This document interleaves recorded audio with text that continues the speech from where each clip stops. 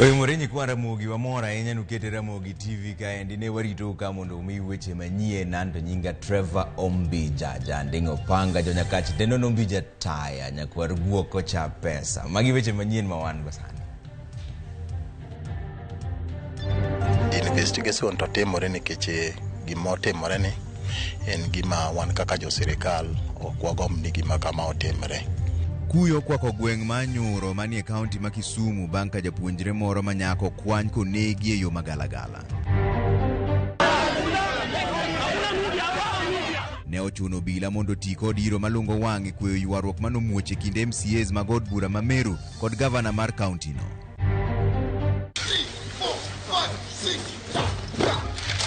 Oganda koro ikore ne nyasi mag dhialo thuondi mosekonyo Kenya kidienje mopogore opogore.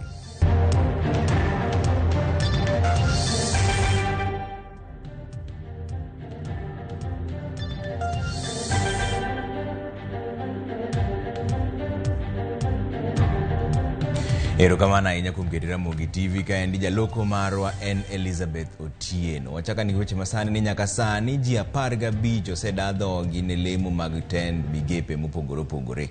Komiti mar od bura ma opiedho jogo manyocha jatend Kenya William Ruto owalo ne odonje odiochieng' mar 3 kawuono. Komiti no rango matut weche manyalo reso midhiero e bad migepe mopogore opogore kaka mag wuoth, alwora kod limbe. Kata seche mowueni pontiere komiti no pod dhi mbele gi dadho jogo mogwel mondo donje migepe. Wadhi ane achiel kachiel nyaka e od bura mondo winjane ni tang'o matimore sani.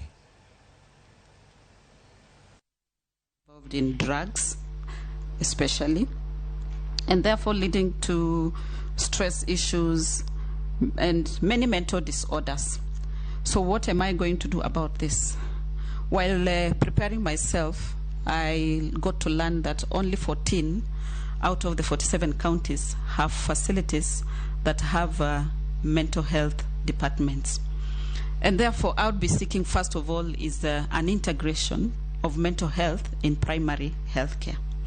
That the community health workers that was talked about earlier, then when they go to a family in terms of looking at their health, one issue would be screening for mental health. That then we are able to know who are these who have mental health issues. While they screen for them, then they move them through the levels of healthcare, level 1 to level 6 if need be. But most importantly is integration. Because you know, mental health is like almost the basis of everything. Even for one to be socially fit, you have to be mentally fit. For one to engage in economic activities, members and through the chair, you have to be mentally fit. So I'll be seeking that. But again, of important is that mental health has been neglected, and it's because of the stigma and this discrimination that is around mental health. Actually, in this country, if a patient is referred to Madare Hospital, you know, many people will be running away from that patient saying, "Uyo ni mwenda wazimu." Yeah, so the first thing that we are going to do is even to rebrand Madare Hospital, so that then people don't start seeing you as a mwenda wazimu once you are referred to Madare. Maybe we'll give it a better name. Yeah, so that then that is not there. Honorable Mishi, you are worried about counterfeit drugs. While working at Mission for Essential Drugs, before listing a drug, it had to go under rigorous lab testing. And I believe the laboratory at Mission for Essential Drugs is the biggest in terms of quality control checking on pharmaceuticals. Not even the National Quality Control Laboratory is to that extent. So I am aware that we have institutions in this country, that is the NQCL, and through partnerships, public-private partnerships, then some drugs can be checked. Not even some, actually all of them, at the point that they are being enlisted on the Kenya Essential Drug List. They should be checked and determine that the molecule are good enough for human beings. And also the Pharmacy and Poisons Board has to step up in terms of what they do in registration of drugs, the rigorous exercise they undertake, the good manufacturing practices that they check before drugs are allowed to be registered. Thank you. And Honorable Dawood, thank you very much. You said you have brought to the House a cancer bill and a health amendment bill, and your concern was the public health in terms of those two issues. So public health is under the Schedule 4. Of course, in terms of policy, then it remains at the national level.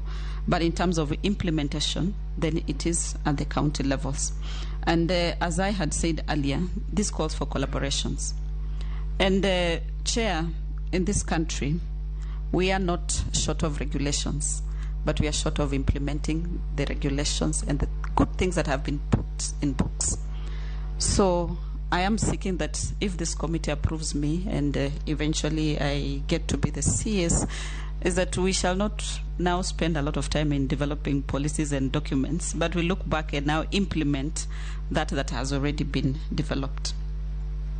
Honorable Kosing, your concern was regarding staff, and you spoke of ghost workers, that the new governments have, the new governance, most of them are regarding the existing professional workers in the hospitals as ghost workers. I do not have a direct answer to that, because when a new administrator arrives, they have their style of doing things. But mine is just to say that everything that is done, it should be within the law, and regulations must be followed. That then they are not just arbitrary, saying people are ghost workers, but instead they are checking whether they are properly recruited and if they merit for their positions. You spoke about traveling. Chair, I think the nominee, what I was looking at is not for you to administer the governance, is what do at the national level. You need to do something at the national level that will be able to manage even the staff. As you said earlier, in Trans Nzoia, if you have overstaffed or overstaffing Trans Nzoia, that those technical staff can even go and help West Pokot. It's about the same thing, so that those the health workers are not controlled by governors. Because if a new governor comes in, very sure he's going to send the old ones which were employed by the former governor, because they think that they're politicians, right? So they politicize the health sector. I want you to come with a radical knowledge of depoliticizing the health at the county level from the national, so that at least we have these people permanent or so that they can serve the people, not to be changed at will of a governor. That's what I meant. Chair, my question was not answered. To my understanding, the CS Health has no jurisdiction over employees of the county governments. The only thing that is been debated over and over is whether we have a health workers commission that will then bring on board health workers from both levels of government, the way we have teachers, and then manage it. But that is now within your purview as legislators. Chair, my question regarding, would you consider as the CS, if you are nominated, taking over some of the level 5 and level 6 hospitals where the Who has given you the authority to ask another question? Yes. Mago weche matimore seche mowuoye ni od bura ni dadho Dr. Susan Wafula ene mogwele kaka jatelo mar migao mochunge weche mag thieth, to kata kamano nitie ji ang'wen mano dadho gi seche moko ma osekadho. So Ipantu yane ni kanyo en ogwele weche mag aluora, Kipchumba Murkomen bende no sedadhoge weche mag apaya kod wuoth. Nina Malonza bende weche mag limbe bende no sedadhoge, Zakaria Njeru weche mag lowo, ute dongruok mar bombe bende no sedadhoge. Walter Nyambaga ne ni kuro obro kelo report no e yo makare. To kata kamano wadhi ane yo Homa Bay. Chenro mar goyo kogno jotend migepe 10 mane owal gi gavana ma Homa Bay Gladys Wanga biro chakore ayanga wuok tich juma manyien. Chenro mar dayo dho jotend migepe ma owal go biro tim gi komiti mar ji 5 ma ochung' ne gwelo e od bura mar county no ma Homa Bay. Speaker mar od bura no mabende en jakom komiti no Julius Gaya nokoni ne giseyudo listi moting'o nyinge jotend migepe ma ogwel. Gaya osingo ni gibiro mana puodho jotend migepe mane kod lony kod mago ma ochopo kare dwaro mar chik. 24th to 25th approval, vetting or approval hearing is one thing. Then after that, the committee will retreat for report writing. Committee both the bedo pin kamoro to ndiko report based on gik ma ji owacho ka samo timo vetting cha. Koro ndiko report kae to kosendiko report no to wakelo ne assembly ka by tarik achiel ka tarik ariyo. Koro the assembly, members of the assembly debate on that report kagi kale to with the governor as authority to know to appoint. Wadongani county kanyo ni en lit ne familia mar japuonjre moro manyako mayangore ni nonegi e gweng' manyuro manie sub county ma Kadibo mano county ma Kisumu. James Okoth miwa lere wi tho mar japuonjre ma ja skund sekondar Mabunde. Yuak gi kuyo koro okwako lwasi e gweng' ma Anyuro, Kadibo sub county bang' nek mar rawera manyinge oseangore kaka Wendi Achieng' ma bende en japuonjre e skund sekondar Mabunde. Achieng' ne oromo gi tho mare e yo mapok oyangore e kinde machuok kende bang' goyo oriti ne jonyuol mage kowuok dhi nindo e od dane undamo machuok koa e odgi. Kata kamano wach ne ochopo ni Wendi osewito ngimane. Ne wan kode e yot nyaka saa 4 otieno, odhi nindo saa 4:30, koromo saa 5 to nindo gi jowadgi to ng'ato gone simu luonge ni biane ane wi aora ka machalo duol mong'eyo. Koro kaka nodhino ok oduogo to ne mwaduogo romo godo konege to kete i aora. Koro ka na beti tok dala waka kora kwayo to ayudo ni nyathi moro kijana ma jater dhok modho emokwanyo nyara e pi kosike ochwoye gi pala didek mosike pi. Anyuola mar Wendi ywak kalure gi lal makamano kendo gipare kaka rawera manyocha nigi luor mokalo. Nyathini en nyocha ok ongialre, en ng'ama kioro nyalo dhi chap chap, oduogo ni sechego, oduogo ni report. Ringre Wendi Achieng' ne odogo yudi e mitaro magembo skim kama ong'ere kaka Gembo Kanal. An mana akwayo ka ini akwa dhok, koro kana kelo dhok modho ka to koro kago dhok mondo ng'ad kama endi tarado gi body mar nyakono konindo kete pi kanyo. Koro kaka nanene no to koro aluongo jokwath wetega mane kwayo nyaka wuon gi be ntiere kanyo. Koro kana luongo mobiro ema koro wuon gi ma obedo identify ni mano ne nyare. Gimotimore ni en gima wan kaka jo sirikal ok wagom ni gima kama otimre. So up to now investigation pod dhi mbele. Mang'eyo ni kadipo ni ng'ato moro nitie manyo timo gima kama to nyaka ukawne atua moromore gi sheria kuom timo gima nyo timore ni.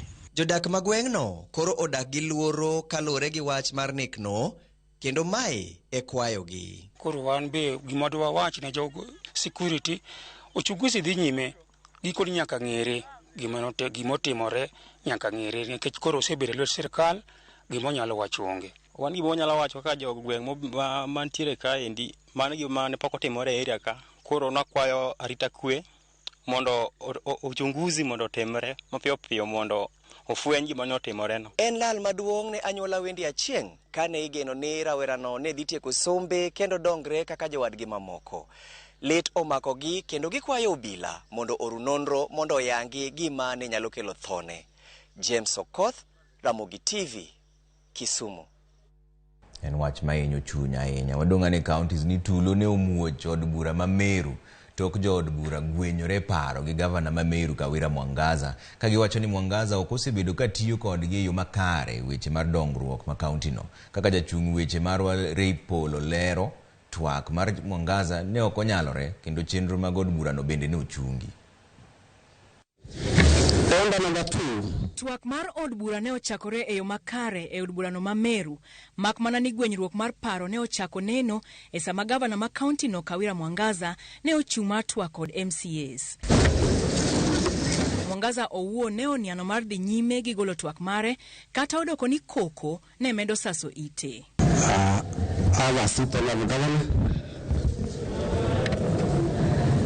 Ne ochuno spika mar od burano Ayo Bundi mondo ochung' chenro mar twak kendo lando tarik manyien mar romo. Tok mano, MCAs kaachiel kod jopiny mamoko ne ogoyo tach oko mar od burano ka gikwedo Kawira e kinde mane otemo loso gi jopiny, kama ne giwacho ni ka Mwangaza ok dwar tiyo kanyakla kodgi to gibiro dhi nyime gi tijgi mapile ma ok gidewe. Gavana amepea bwana yake kazi. Ni ukweli ama ni uongo? Pie yake ni ndanda yake.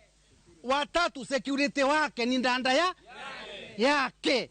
Sasa kama yeye ni gavana, amepatia bwana yake kiti, akapatia ndanda yake kiti mwingine, kazini yake akampatia spokesman wa county.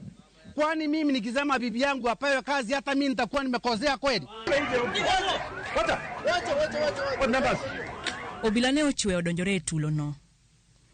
MCAs Prauchiel Gochiko mane otelnegi gi spika mar od bura Ayub Bundi oseyo Kawira ka giwacho ni osebedo kotiyo tije mathoth e kaunti ma oko kwayo pachgi. Ewi mano, gibwogo kata mana thiche oko e apisi. Sisi ndio representatives wa watu huko mashinani. Na mambo mengi sana watu wanatuelezea, mambo ya hospitali, mambo ya maji, ajira kwa vijana, mambo ya shule, mambo ya bursaries. Lazima tukae na yeye ndio tujue kumwelezea hii mambo yote. Kwa mfano, pale nimetoka Jiawad, hatuna hospitali. Na kwa mipango yangu nilikuwa nimeelezea watu wangu tutatafuta like 3 more level 2 hospitals. Nisipomwelezea haya mambo, nani atamuelezea? Na hata sisi vile tuliambia wa Meru, tuliwaambia tutawafanyia kazi, tukua tumeona kuna pesa ya serikali. Sasa Kawira akae chini, angalia atatupea pesa kiwango gani, sababu hao gavana wengine wamekuwa wakitengea MCA ward fund. Na hiyo ndio tunaitisha sisi kama waheshimiwa. Leo nitafunga kula na kunywa, niombe ili kama kuna mapepo, kulingana na vile wamerusha matusi, kulingana na vile wameturusha mawe, kulingana na vile wameongea vibaya, na watu wa media wamechukua hiyo kuongea kwao vibaya, inawezekana kuna mapepo ya aina fulani imerushwa kwao. Bende negi wacho ni okgi kore mar winjo chenro ma Kawira ochanonegi odiochieng' makiny e nyasi mar Mashujaa, mak mana ka oikore mar tiyo kodgi.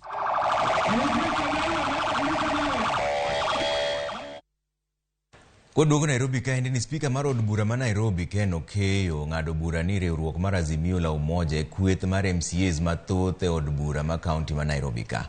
Okeyo lero ni kaluwore gi oboke mayango MCAs mag kaunti ma Nairobi mane ogo chapa kod duol matayo yiero pacho kae men IBC. MCAs motenore kod Azimio gin 67 ka ipimo gi 53 mag kweth mar Kenya Kwanza. Gino manyiso ni gini e kweth mathoth.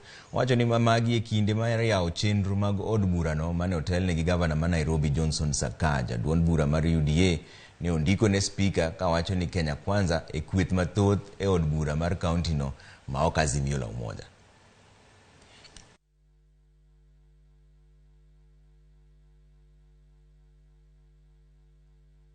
No honorable member has indicated to me, either verbally or in writing, to have left any of the coalition. In addition, the Almighty God has been gracious enough to keep us all alive. I am therefore persuaded and find that both two coalitions are still intact in terms of numbers in this House. I must also, at this juncture, mention that we have 3 independent members in the House. In view of the above findings, honorable members, it follows therefore that the Azimio la Umoja One Kenya coalition is the majority coalition with 67 members. One of the most important responsibilities of the Nairobi City County Government is to support needy but bright students through bursaries. Over the years, the bursaries have put thousands of children through school and have given them a better chance at life. This noble endeavor will continue under my administration. Going forward, bursary checks both for the executive and the assembly will be issued at the start of every term. Kwa dhi mbele gigik moko kaka dhini to aneno ka wabo wito pachwa e wachni. Koro gima ber amora ahinya gima spika wacho. Kendo amora ahinya ko wacho ni Azimio ema nigi namba maketo gi mondo gibed jok mang'eny e ot mar assembly makaeni. Koro aparo ni en gima ber ahinya. Mheshimiwa Munuvi kama nyalo yudo basari mondo pile pile ka tam chakre wanyalo chiwo basari, wanyalo konyo jopiny kabisa nikech eng'eyo wachoga the future of tomorrow depends on how we grow our kids today. To education and first priority in anything. Koro kanyo aneno timo gima ber kabisa. Aya, koro wadhi yue moro machuo kuduogo to mbaka moro na chiku ka endi Walter Nyambaga gona mbaka moro ka okona ni ji makoro chopo 15 oseda dhogi mago jotelo mogwele migao mopogore opogore od bura ang'uogi gi mbaka no bang' daka moko machuo kikudhi mabor ahinya.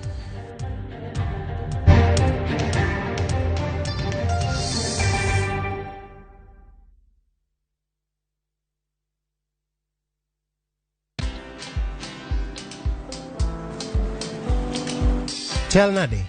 Chal ka gimi kaka ng'iyo sim gi pacha te? Kiki ahinya.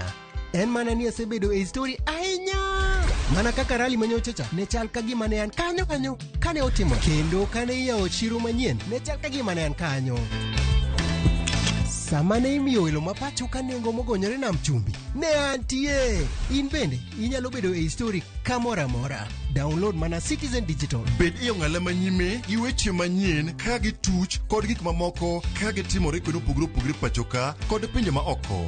Download Citizen Digital. Citizen Digital.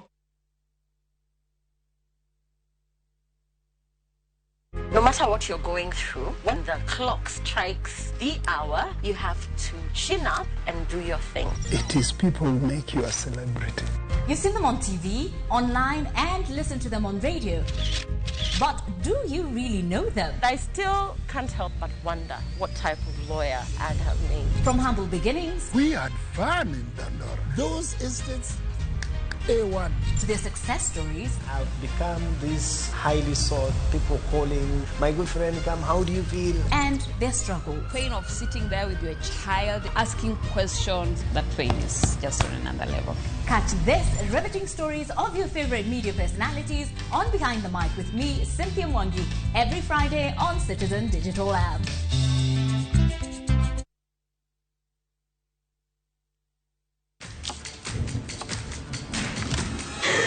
Have doodles taken over your home? Get Bolt and get your home back. Unlike other insecticides made from toxic synthetic pyrethroids, Bolt is made from 100% natural Kenyan pyrethrum, making it gentle on you but deadly on flying and crawling insects. When doodles strike, stop them dead. Get Bolt insecticide today. Wakenya wengi wanaendelea kushiriki na kushinda $300,000 kwenye Shabiki Major Leagues Jackpot. Kwa majina ni Helen kutoka Western na nimeshinda, na naambia tu hao wengine wenye wanashiriki nayo watashinda. George Dongo kutoka Katanga, na mimi nilikuwa nimecheza Major League Jackpot. Mimi ni mshindi wa 150K. Kuwa mmoja wao. Cheza Major Leagues Jackpot kwa shilingi 10 pekee kwa kutuma neno MJP kwa 29063 na waweza kuwa mshindi. Shabiki Major Leagues Jackpot, the easiest jackpot in Kenya. Not for persons under the age of 18. Betting can be addictive. Play responsibly. Shabiki.com is authorized and regulated by the BCLB. License number 416.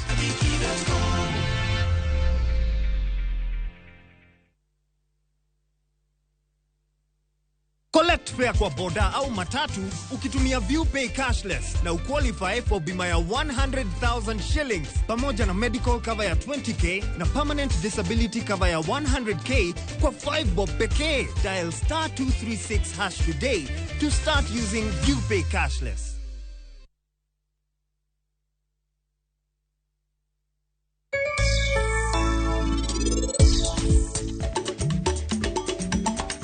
Anguro okolil.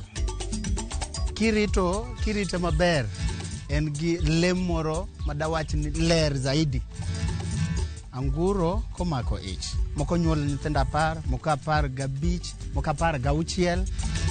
Gima nafwenyo na anguro riek moloyo kata jomoko.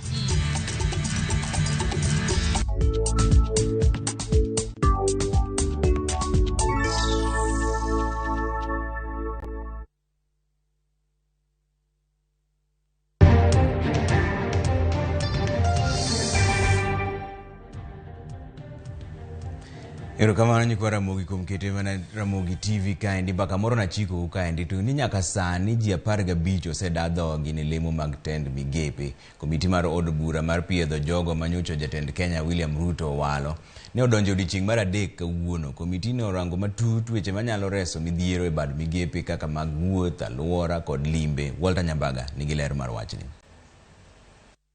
E kinde piedho jotend migepe mowalo odiochieng' mar 3 e nyim kamiti. Seneta Maelgeo Marakwet Kipchumba Murkomen obedo wendo e nyim kamitino. Eka ja od bura ma Pokot South David Kosing omiye ting' mar lero yore mag tieko dhungruok mag nyamburko apaya pacho kam to kod jiwo chenro mag gedo mag apeyni. Expressway. If you come from airport, Honorable Chair, and you come to Parliament, you land at Capital Center. It doesn't help. Are you going to get new roads done together with finishing and paying the old roads? If we are going to say we will not construct new roads, what will you do to constituencies like Northor? Is the SGR issue, the transport system. We know that the goods are cheaper if they are transported by rail, but they become expensive when they reach the end of the rail to the last mile. Kamitino ne dwaro ng'eyo ngadho mag tieko mibadhi mosebede kambi ndeke ma Kenya Airways to kod gedo mag alap mag ndeke to kod counties duto 47. Kenya Airways has a problem as well, you know that. When I was in the finance committee, they had borrowed a lot of money. PZD take over the operations of Mombasa, Lamu and Kisumu ports. Can you shed light on this? The privatization of many parts of the port, which happened, I'm surprised, Honorable Mishi, you have an issue with it because a lot of it happened a lot in the last 4 years. I'll make sure that I dismantle those agents of state capture and return resources back to the people of Kenya so that the people of Kenya can benefit. So Pantuya mogwelne lemo mag bunge kod alwora ne orakore kod penjo makaka inyal kong bunge mag Mau yor kelo koth mopogore kod sundo oganda mondo lok gi puothe minyal pur. Considering the fact that you come from Narok County, the home of the great Mau forest, and you know the encroachment into Mau has caused serious devastation. What is your view, really? Because now you must help us understand what your view is. Once the plantations are cleared, they get seeds and seedlings from the Kenya Forest Service. They plant the trees, and it is a sustainable way of involving the communities in restoration of the forest, but at the same time deriving a livelihood from it. Kimani Chungwa, Owen Baya kod Robert Mbui ne okodok chene wi manyadieri marito ler kod yore mag tieko horo. What do you intend to do as the minister now in charge of environment, if approved, to make sure that you clean up our rivers and stop the habit of either residents of our residential areas from dumping into the rivers? How do you intend to enhance participatory forest management and ensuring the forestry sector makes a contribution to poverty? Jatelo no mogwel ne lemo no mar limbe Penina Malonza to chalo kagima duoko ne orimone nyim kamitino eka ja od bura ma North Menti Abdul Rahim ne dwaro lere wi lwenje dhano kod joka lem makinde ka kinde. I just want her to reconcile her background from anthropology, study of human, study of Homo sapiens, how we evolved from Homo sapiens, Homo habilis. Mishi also asked you, if you go to Nakuru where Gikaria comes from, there's an area called Shabab where it's a daily battleground between baboons and human beings. Owen Baya makilifi notho kone Penina ni kuonde mag chamo ngima kanyakla kod magawa ma yodho wadh nam chumbi e chalo kagima duono e kendo welo chako dok chien e kadwaro nitiere mar resogi. One of the weakest link in the tourism is marketing and branding. Marketing, as I've said, marketing cuts across. Kamiti mo walne piedho jotend migepe mogwelne lemo opogore osedayo dhoji 15 odiochienge mar 3. Kamitino kawo yweyo mar yango odiochieng' mar Masuja Day kendo chano duogo kendo tich abich tarik 21. Walter Nyambaga, Ramogi TV, County Hall, Nairobi. Kwadhi mbele ni riwruoge makedo ne piny owacho koro dwaro mondo jatend Kenya William Ruto chuoga put moro mabiro timo nonro ewi teko mar obila matiyo godo kuom jopiny e pacho kaendi. Giwacho ni wuoyo bad obila mar kwach kich miluongo ni Special Service Unit kende okoromo e reso jo Kenya ma osebedo gi kinde matek e lwet obila moko. Wycliffe Oko nigi ler mar wachni. Jatend piny Kenya William Ruto wuoyo bado obila makende mar Special Service Unit riwruoge makedo ne ratich oganda e pacho ka koro wuok oko kendo rwako okang'no. We highly welcome the presidential admission and the promise to rid our policing service of the culture of impunity, criminality, arbitrary and illegal use of force and firearms. The presidential decision is a strong first step in expressing the political will that has been lacking for decades. It is a strong foundational step for a new beginning in Kenya. E kinde romo margi gi jofwambo e magawa moro e boma ma Nairobi, jokanyo mar riwruok mar Police Reforms Working Group wacho ni wuoyo bado obila no kende okoromo ka koro gidwaro mondo piny owacho ochuog bad migawo makende manono teko mag apisas mag obila e thurka. Commission of Inquiry mar bunge kata mar judiciary mondo otim nonro matut i wechegi mondo ng'ento ang'o mosebedo katimre. Kech kwago kwano duti Kenya chakre higa mar 2017 nyaka sani ji 1264 moselalo ngimagi i yore mok ler i lwet polis.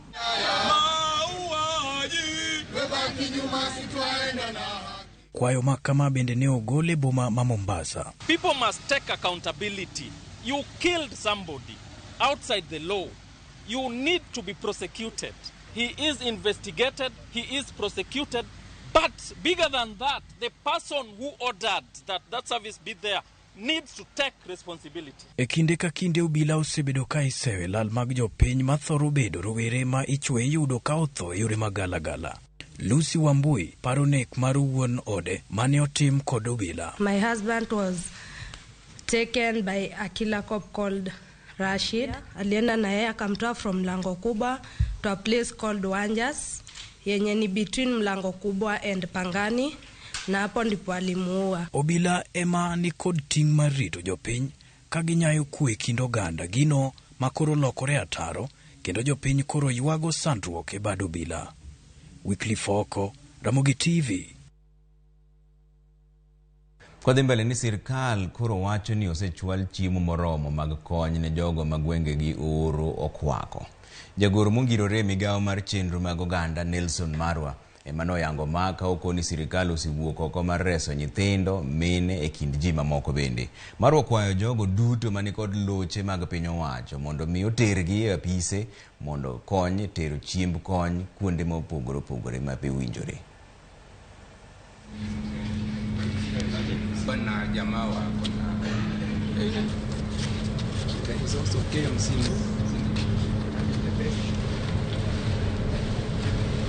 And they eat and arrest you.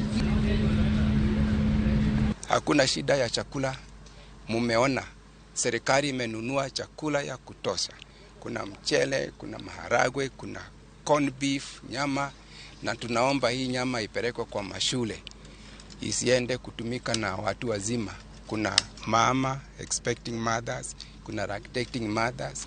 Na napenda kuuliza zile ministries na departments ziko na GK lorries zote, tunaomba kwa heshima wasarende hizo lorries kwetu. Tukipata lori ya serikali kimangamanga ovyo ovyo town hii, I can assure you hiyo lori I will arrest it. It will come and carry food, ipelekee wananchi huko kwa sababu hiyo ni mali ya wananchi.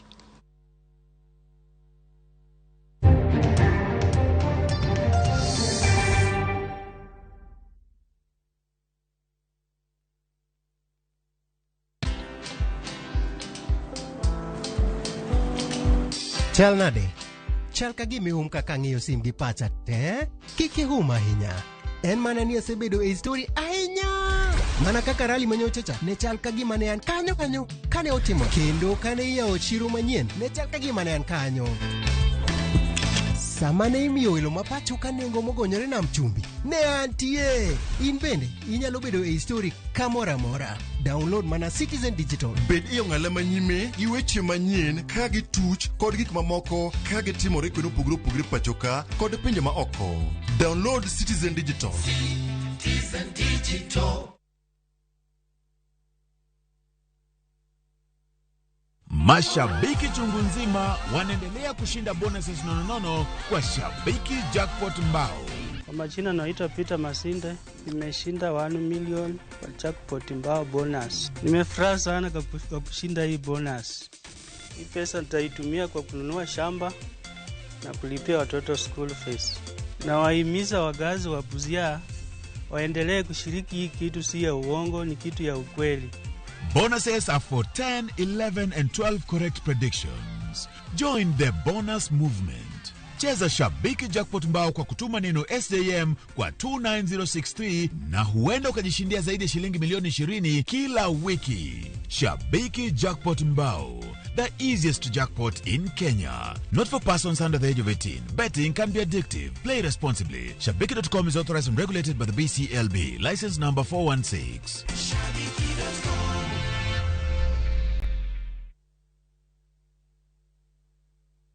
Collect fare kwa boda au matatu ukitumia ViewPay cashless na uqualify for bima ya 100,000 shillings pamoja na medical cover ya 20k na permanent disability cover ya 100k kwa 5 bob pekee. Dial *236# today to start using ViewPay cashless.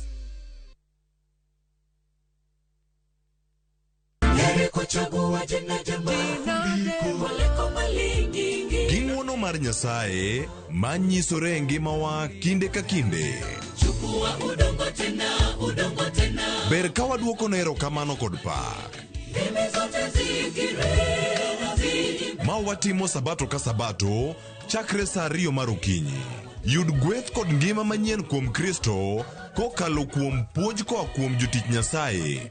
Sikie lamo, nyis Ruoth Jehova Nyasaye entie gi duoko maber ne ngimani. E chenro mar Injili ngima e Ramogi TV.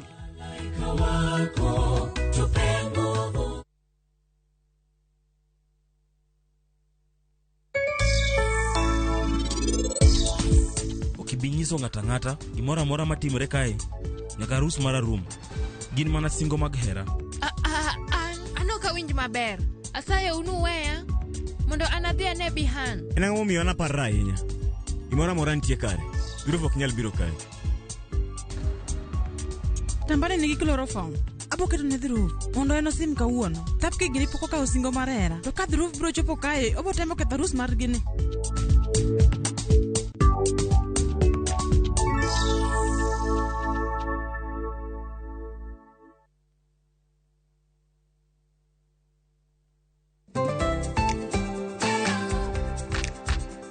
Ng'ama miyo ong'eyo ber mar tim makare kaka math mokinyi manigi ndhadhu kendo milimili kod blue band pile ka pile opong'e gi omega 3 kod omega 6 gi teko madwarore.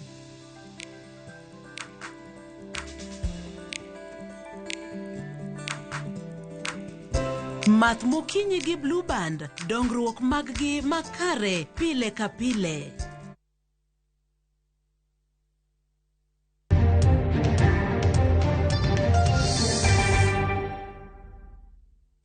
Warwako kendo nyikwa Ramogi wadhiene mbele ni jatelo manyien mar obila mag okwach kich ochamo muma mar apisa Yanga kawuono. Amin Ibrahim Mohamed opuodhi kaka jago makao kar George Kinoti. Osingo mar tiyo ne jo Kenya yo mawinjore kendo jiwo arita kwe. Chris Owino ne nie nyasino.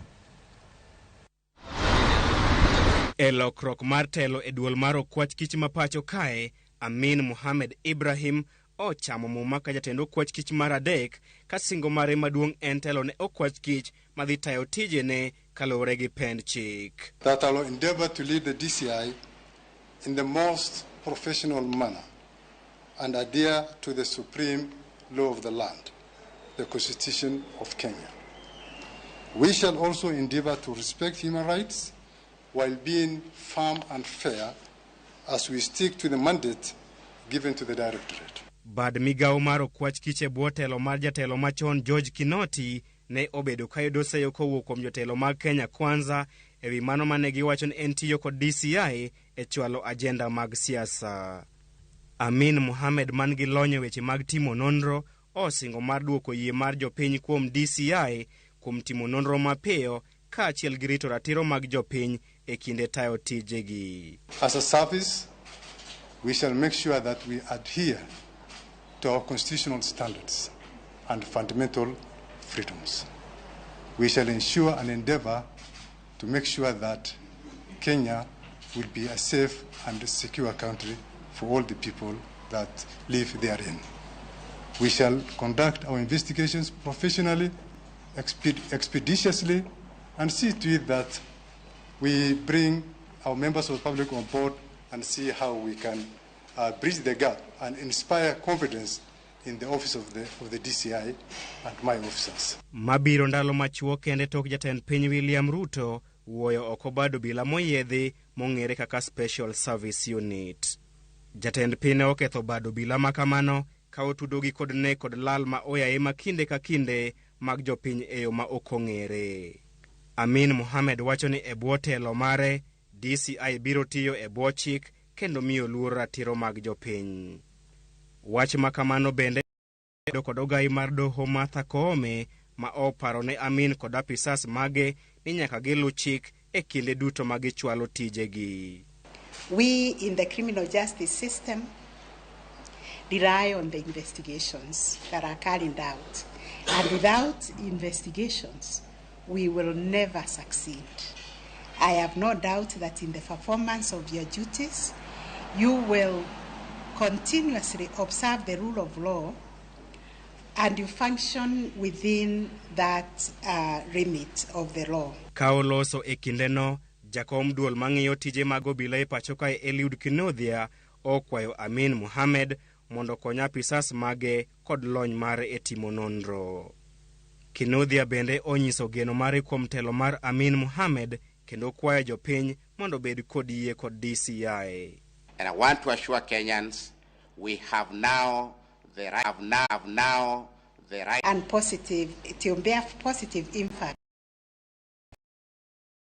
3 years. Motelo ne tendo kwach kich, Amin Mohamed ne jatelo mochung'ne weche ma iye e bad migawo mar obila.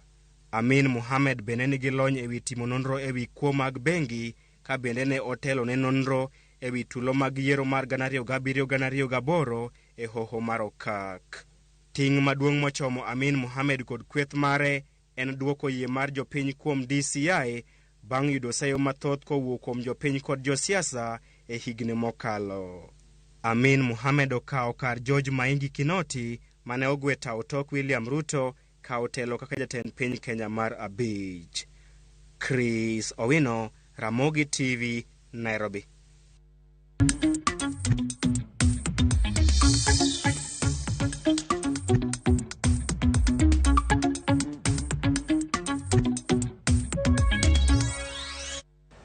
Wadonjane weche mag ohala ni jatend Kenya William Ruto koro jiwo kembe maloso mwandu e pacho kaendi mondo med yaro ohala no kaka yo mar chiwo thuolo mag tije kendo dongo uchumi mar Kenya kaendi. Ruto mane oromo kod weg kembe maloso mwandu e pacho kaendi ne owacho ni Kenya medo nyiewo mwandu mathoth kowuok e pinje maoko, okang' madino thuolo mag medo dongruok e thurka. Edwin Okoth nigi ler mar wachni. E romo mane obagi kod riwruok makelo kanyakla kembe maloso mwandu e pacho ka Kenya Association of Manufacturers, Ruto ne ojiwo jolos mwandugo mondo gimed maino e loso mwandu kaka achiel kuom yo mabiro loso thuolo mag tije ne oganda maromo 1 million kuom higni 5 mabiro. Who is this group of people standing between us and the value that we can get from our skins and hides? You people. You are the people standing between us and 75 billion of product that we can sell. And we have a ready market, starting from our own children in school. Even the local market in Kenya alone, we are importing 12-15 million pairs of shoes alone every year. Market is not the problem. Raw material is not the problem. The problem is the people to add value. They are sitting right here. Jatend piny Kenya no bende ne owacho ni medo kembe maloso mwandu e thurka biro jiwo choko mar osuru, ka bende ne ogolo siem mager ni kembe matemo kwebo chulo osuru. Part of our revenue gets lost because the stamps that you use on your manufactured goods, we have more fake stamps than genuine stamps. How is that possible? We have to sort that out because we are losing revenue. Part of why our contribution of manufacturing to GDP in terms of revenue is low is because very many people pocket our money, or the money meant for taxes. So we're going to reform that space. Mr. Mburu and his team have very clear instructions for me on where we should go. I believe that in the next 2 years, we should be able to move our revenues from 2 trillion to 3 trillion and to double it in the next 5 years. Wekembe go ne ogolo ywak ewi chike malokore kinde ka kinde kaka achiel kuom gigo mosethiro kenge mag medo loso mwandu e pacho ka, kama koro gidwaro ni piny owacho osingnegi alwora maber mar timo ohala. Tea as a value-added cash crop. This cash crop gives us an exchange earning of about 23% of what we get as a nation. A production of 540,000 tons, 130 billion shillings in terms of revenue. But of this, only 5% is value added. Now that's a pain.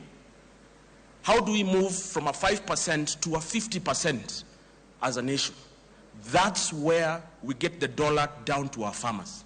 Okay? And it's up to us as an industry, as manufacturers, to be able to see that instead of exporting the raw material out there, we actually value add and be able to take it to the market. Migao maloso mwandu ne odongore kod atamalo 3.6 kende e kind dwe mar 3 gi dwe mar 6 higani, kaluwore kod kwan ma piny owacho golo. Dongruok matin ka opim kod atamalo 11 e kinde machal kamano higa mokalo. Kenya tiyo kod omenda maromo siling trilion 2 gi bilion 100 higa ka higa e nyiewo mwandu mawuok e pinje maoko, ka moko kuom mwandugo inyalo los e thurka. Edwin Okoth, Ramogi TV, Nairobi.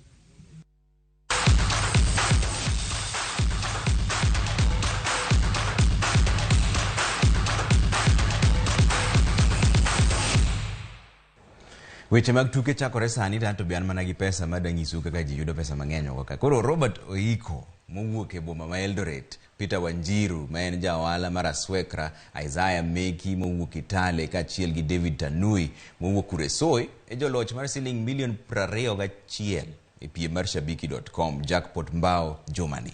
Mor gi ilo nopong' e gwenge mag Eldoret bang' Oiko ma en fundi gedo bedo achiel kuom jogo punda mano bedo joloch bang' goyo punda gi kambi mar shabiki.com.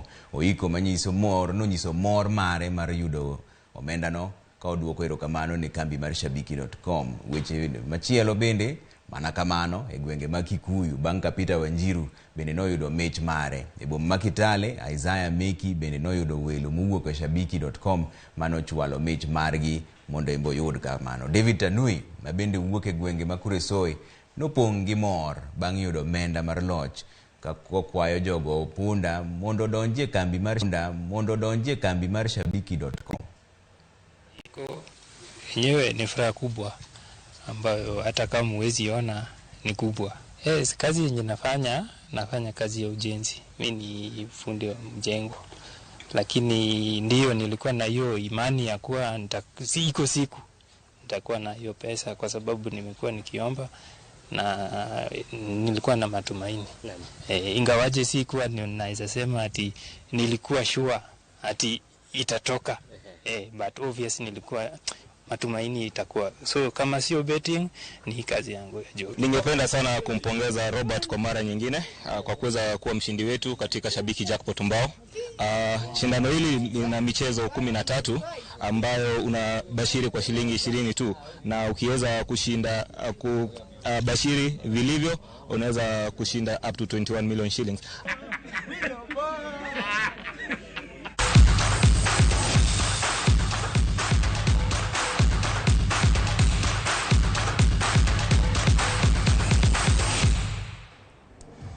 Ineno kaka jigola ke wach mar go punda no pesa nitiere shabiki.com koni. Wawe kanyo sani waduogo kendo saa 3 kan kod Elizabeth Otieno wabro kelo weche manyien bang' seche machuok. Kik udhi mabor ahinya, keturu mana Ramogi TV ka ng'eni thap kibiro mane ng'enu dwa neno. Kawe kethonu sawa kamano. Wanere saa 3.